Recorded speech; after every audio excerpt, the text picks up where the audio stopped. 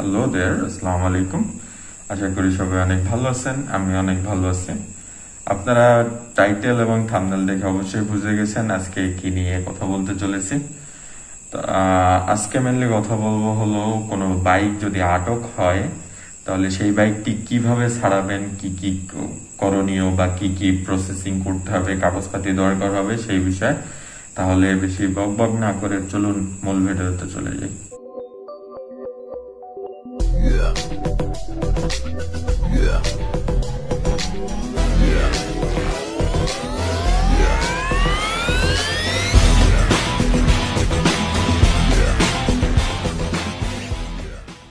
আপনারা যারা আমার ফেসবুকে কানেক্ট আছেন তারা অবশ্যই জানেন যে আমার বাইকটি গত 27 তারিখ পুলিশ আটক করে। এটার মেন রিজন হলো আমার কাছে কাগজপাতি ছিল না, সেই কারণে আমি আর কি আমার বাসা থেকে সবাই লকডাউনের সময় আমি কোথাও বের হচ্ছে না, ট্যুর দেওয়া হচ্ছে না, ঘুরতে যাচ্ছি না, বাইকটা বাসায় থোয়া থাকে। সেই কারণে আর কি আমি মেনটেন্যান্সের খাতিরে প্রতি 2 দিন অন্তর অন্তর বাইক স্টার্ট দিয়ে রাখি।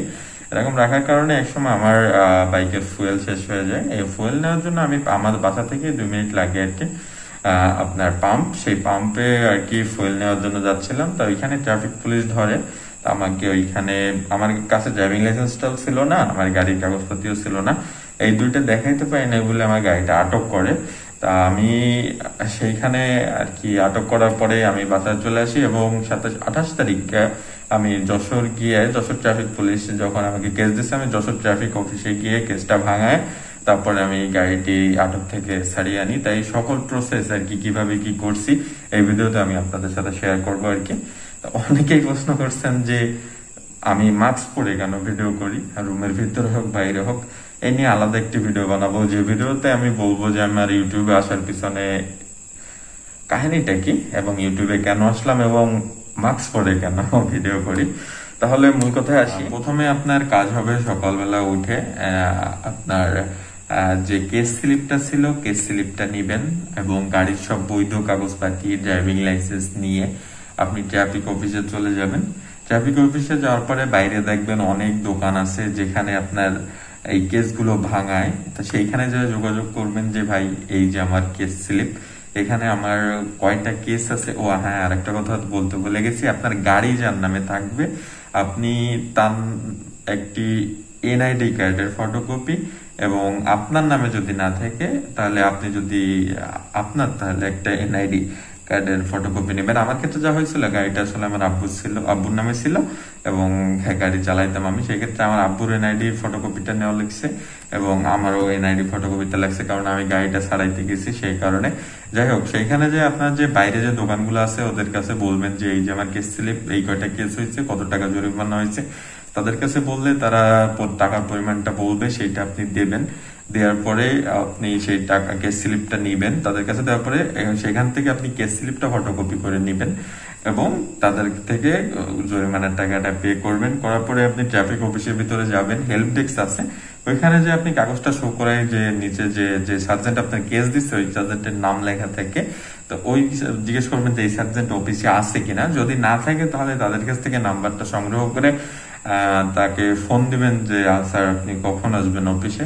তারপরে সে যে টাইম বলে সেটা এতক্ষণ আপনার অপেক্ষা করতে হবে। আসার পরে তার কাছে আপনি কাগজটি জমা দেবেন, সে জিজ্ঞেস করবে, কেস স্লিপটি জমা দিবেন মূল কপিটি, যে সে জিজ্ঞেস করবে আপনি জরিমানার টাকাটি দিচ্ছেন কিনা, বা গাড়ির কাগজপাতি যদি দেখতে চাবে, গাড়ির কাগজপাতি অবশ্যই দেখতে চাবে, ড্রাইভিং লাইসেন্স দেখতে চাবে, আপনার সেগুলো দেখাইতে হবে। দেখানোর পরে সে একটি কাগজ দেবে আর কি, গাড়ির ছাড়পত্র, সেই ছাড়পত্রটি এবং আপনার এবং যে কেস স্লিপের ফটোকপি, এই দুইটি একটা পিন আপ করা থাকবে, দুইটি একসাথে পিন আপ করা থাকবে এবং কেস স্লিপটি আরেকটি কাগজ ওনারা দেয়, ওই কাগজটি আলাদাভাবে পিন আপ করা থাকবে। এই দুইটি কাগজ তারা সে যে পুলিশ ইন্সপেক্টর যে সার্জেন্ট ছিল সে আর কি আপনার ছাড়পত্রটি দিয়ে সে সেইখানে সিল দেবে, আপনি দেখতে পারতেছেন এই যে স্ক্রিনে যে সিল দিবে এবং সিল দেওয়ার পরে এবং সাইন করবে।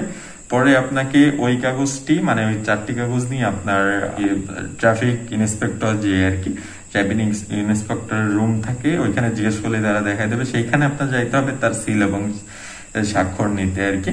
তো অনেক সময় সে তো একটা অফিসার মানুষ, সেজন্য সে একটা প্রতিনিধি নির্ধারণ করে রাখে, আপনাকে তার কাছে যাইতে বলবে। আপনি তার কাছে যাওয়ার পরে সে সেইখানে ট্রাফিক ইন্সপেক্টরের সিল এবং সাইন দিবে। দেওয়ার পরে সেখানে আপনার যে কেস স্লিপ, যে মূল কেস স্লিপটা এবং সাথে আরেকটা কাগজ থাকে, এই দুইটা কাগজ রেখে দিবে। এবং আপনার যে ছাড়পত্রটা দিচ্ছে সার্জেন্ট, সেখানে আপনার ট্রাফিক ইন্সপেক্টরের একটি সিল এবং সাইন সে করে দিবে। দেওয়ার পরে আপনি সেই কাগজটি নিয়ে আপনার গাড়ি যদি ওই যশোর বলতেছি, ওই যে ট্রাফিক অফিসে আপনি গেছেন ওইখানে যদি থাকে, তাহলে হেল্প ডেস্কে যদি আপনি দেখান, তাহলে সে ওইখানে আপনার গাড়িটি খুঁজে বের করে ইঞ্জিন নাম্বার, চেসিস নাম্বার, তারপরে কাগজ সাথে সাথে মিল আছে কিনা এইসব খুঁজে বের করে আপনাকে গাড়িটি তারা দিয়ে দেবে। বা আপনার যদি অন্য থানায় যদি গাড়িটি আটক অবস্থায় থাকে, ওই ট্রাফিক অফিসের আওতায় অন্য থানায় যদি আপনার গাড়ি, আমার তো যেমন ছিল যশোরওয়ালারা আর কি আমাকে কেস দিছে, সেক্ষেত্রে আমার গাড়ি ছিল অভয়নগর থানায়। তা আমি ওইখান থেকে করি কি, ওইখানে তারা অভয়নগর লিখে দেয়। তা আমি ওইখান থেকে যশোর থেকে এই সব প্রসেস করে ওইখানে ওই যে ট্রাফিক ইন্সপেক্টরের সাইন নিয়ে, সেল নিয়ে আমি আর কি অভয়নগরে চলে আসে। সেইখান থেকে আপনার ওই থানায় ওইটা দেয়। থানায় দেওয়ার পর তারা একটা জিডি টাইপের লিখে তারাও ওই গাড়িটা